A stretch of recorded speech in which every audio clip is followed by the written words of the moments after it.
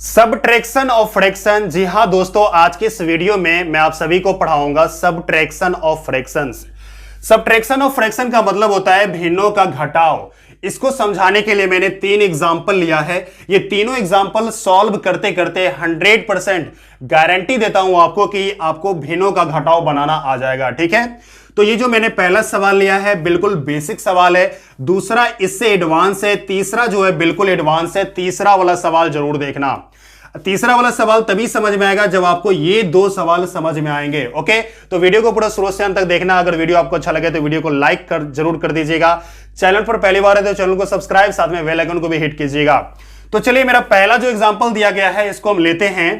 पहला एग्जांपल हमारा दिया गया है 9/10 माइनस में 4/10। ठीक है, ये सवाल को अगर ध्यान से देखेंगे तो नीचे वाला यानी हर डिनोमिनेटर एक जैसा है, एक जैसा रहेगा तो घटाना थोड़ा आसान है। ठीक है, कैसे आसान है समझिए। ये जो एक जैसा दिया गया 10-10, तो क्या करना है, एक लाइन खींचनी है, आपको 10 लिखनी है। ठीक है, मैं आपको बता दूं, अगर यहां पर 8 होता तो आप 8 लिखते, 12 होता तो 12 लिखते। बात समझ में आ रही है।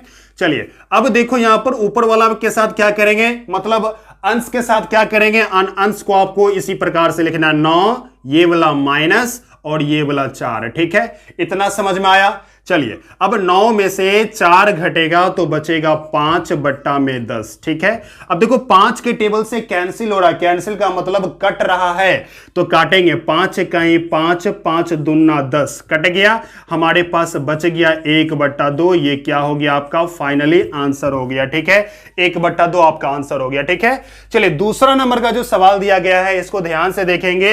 इसका जो हर है बिल्कुल अलग है, ये 8 है, ये 12 है, अलग है। तो इसको कैसे बनाएंगे आइए देखते हैं।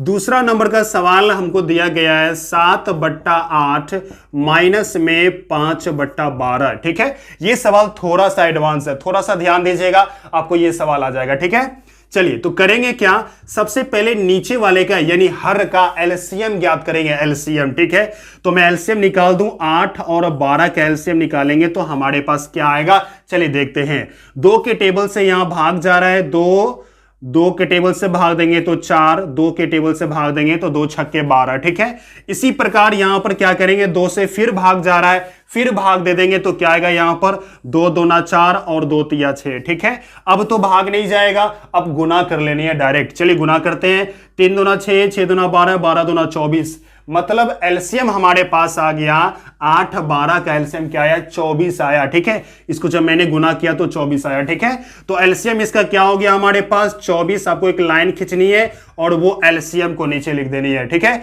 यहां से समझिएगा 8 का टेबल कितना बार पढ़ेंगे, 24 आएगा। 8 का टेबल 3 बार पढ़ेंगे, 24 आएगा। ठीक है, 8 का 8, 8 दूना 16, 8 तिरके 24। ठीक है, तो 3 बार पढ़ने पर आया, क्या करना है, इस अंश के ऊपर में 3 लिख देनी है। ठीक है, 7 को 3 से गुना करेंगे, 7 या 21 माइनस 12 का टेबल कितना बार पढ़ेंगे, 24 आएगा जी। 12 कहीं 12, 12 दूना 24, 2 बार पढ़ेंगे। तो ठीक है, क्या करना है, उसी 2 को ये अंश के ऊपर में लिख देना है और गुना कर देना है। 5 दूना क्या होगा, 10। ठीक है, इतना समझ में आ गया।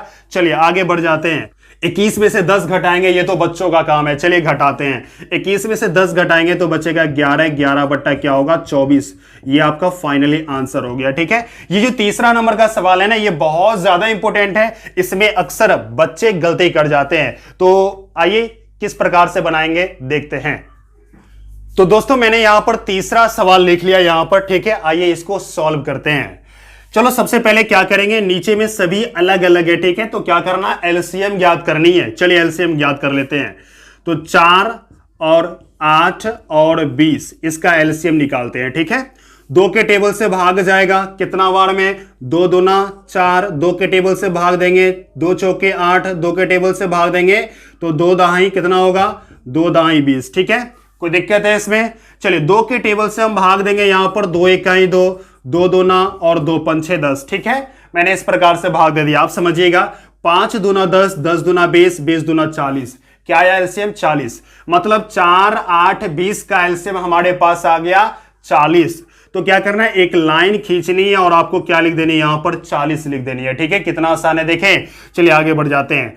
8 4 का टेबल पढ़ेंगे कितना बार में 40 आएगा, मतलब 4 के टेबल से भाग देंगे कितना बार में 40 आएगा। ठीक है, तो 10 बार में, देखो 4 दाही 40, 10 बार में। ठीक है, तो क्या करना है, इसके ऊपर वाले को 10 से गुना, मतलब 10 सत्ते 70 हो जाएगा। ठीक है, आ जाइए। 8 का टेबल कितना बार पढ़ेंगे 40 आएगा, 8 पंचे 40, 5 बार में, तो 5 से इसके ऊपर वाले को गुना करेंगे, 5 चौके कितना होगा, यहां पर 20 होगा। ठीक है, इतना समझ में आया।